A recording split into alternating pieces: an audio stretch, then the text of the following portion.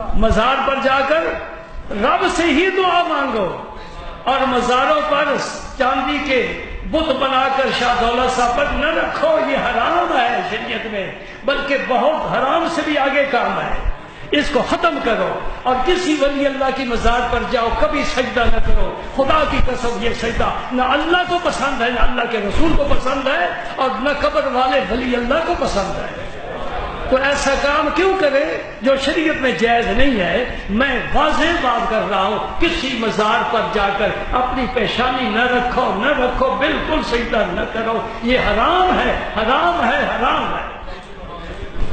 ہم ولیوں کے غلام ہیں، ولیوں کے گھر میں پیدا ہوئے، ولیوں کے جوتوں میں ہم نے پرورش پائی، ولیوں کی صحبت میں زندگی گزاری، لیکن یہی مسئلہ ہم نے ہر جگہ سمجھا ہے، ہر جگہ پہچانا ہے۔ ولی اللہ کی بڑی شان ہے، نبی کی اس سے بڑی شان ہے، نہ صدیق نے سجدہ کیا، نہ عمر نے سجدہ کیا۔ کون ہوتا ہے اللہ کے علاوہ کسی کو سجدہ کرنے والا؟ میری بات پورے شہر میں پھیلا دو کہ قمر علوم والے کہتے ہیں اللہ کے علاوہ کسی ولی کو، نبی کو سجدہ کرنا جائز نہیں ہے۔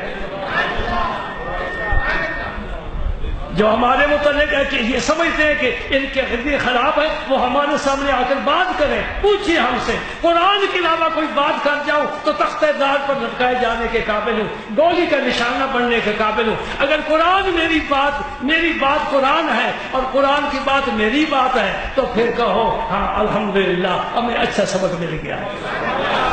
ہم مزاروں پر جاتے ہیں، سلام پیش کرتے ہیں، دعائیں مانگتے ہیں، کس سے؟ اللہ سے۔ دعائیں کس سے مانگتے ہیں؟